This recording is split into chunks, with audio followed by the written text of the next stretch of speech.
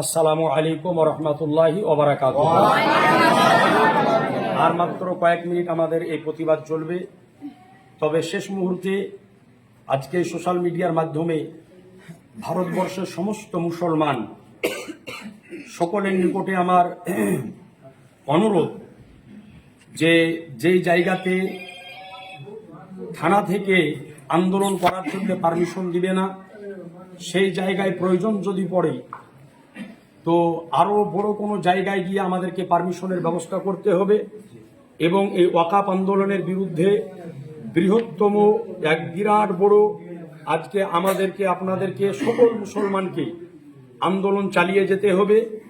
আন্দোলন কতদিন চলবে এটা বলা মুশকিল, তবে একটাই দাবি, যতদিন না পর্যন্ত এই বিল প্রত্যাহার হচ্ছে আমাদের আন্দোলন চলতে থাকবে।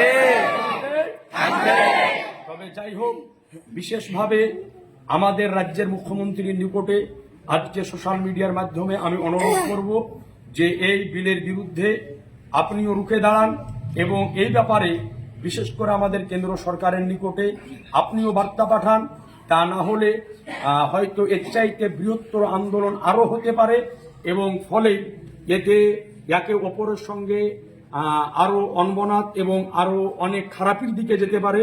সুতরাং আমাদের রাজ্যের বিশেষ মুখ্যমন্ত্রী মমতা বন্দ্যোপাধ্যায়ের নিকটে আমার অনুরোধ যে এটার ব্যাপারে আপনিও মুখ খুলুন এবং এই ব্যাপারে আপনিও কিছু বলুন, যাতে করে মুসলমান সমাজ গোটা ভারতবর্ষব্যাপী সহ পশ্চিমবঙ্গের সমস্ত মুসলমান যেন আস্থা পায় যে অতি সত্বর এই বিল কেন্দ্র সরকার প্রত্যাহার করতে যেন বাধ্য হয়।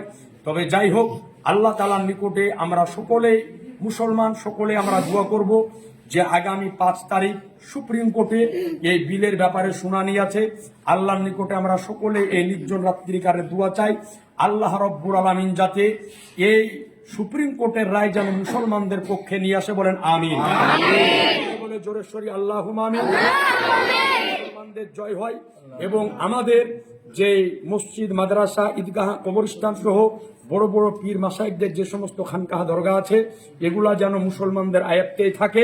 ইনশাআল্লাহ তাআলা এটাকে আমরা রক্ষা করব। সকলে বলি ইনশাআল্লাহ। জোরে বলি ইনশাআল্লাহ। আমাদের যে 15 মিনিট আজকে প্রতিবাদ করার কথা ছিল 15 মিনিট হয়ে গিয়েছে। একটু আল্লাহর দরবারে হাত উঠিয়ে দোয়া করে আমরা বিদায় নিব। আল্লাহুম্মা সাল্লি আলা সাইয়্যিদিনা শাফিয়ানা হাবিবিনা কারীমিনা মাওলানা মুহাম্মদ।